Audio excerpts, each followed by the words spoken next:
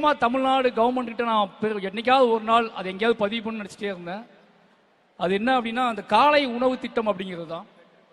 நான் வாழை ஷூட் பண்ணும்போது அந்த பையன் பசியில் வாழைப்பழம் திருடுவான். நான் முதல்ல திருட்டு பழக்கத்தை கற்றுக்கிட்டது பசியில் தான் கற்றுக்கிட்டேன். நான் திருட ஆரம்பிச்சது வாழைப்பழத்தை தான் முதல்ல திருடுனேன். அது இப்போ என்னோட ஸ்கூலுக்கும் என் வீட்டுக்கும் 4 கிலோமீட்டர் இருக்கும். டெய்லி 4 கிலோமீட்டர் நடந்து போவேன், 4 கிலோமீட்டர் நடந்து வருவேன். அன்னைக்கு வீட்டில் அம்மா அப்பாக்கெல்லாம் சமைக்க அம்மா அப்பாவே இருக்க மாட்டாங்க. ஏன்னா காலையில் நான் எந்திக்கும் போதே அவன் போயிடுவான், வேலைக்கு போயிடுவாங்க. பசியோடு தான் ஸ்கூலுக்கு போவோம், திருப்பி பசியோடு தான் வீட்டுக்கு வருவோம்.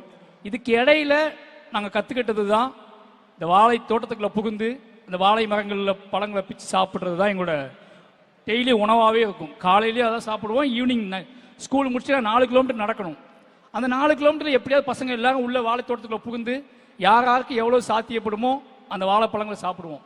பசிங்கிறது ஒரு பெரிய போராட்டமாகவே இருக்கும். பசியால் படிப்பை நிப்பாட்டினவங்க நிறைய பேர், என் கூட படித்த நிறைய பேர் படிப்பை நிப்பாட்டினவங்க நிறைய பேர். பசி என்னன்னா, அன்னைக்கு ரொம்ப தூரமாக இருக்கும் பள்ளிக்கூடம், அவ்வளோ தூரத்துக்கு போயிட்டு திரும்பி வர முடியாது.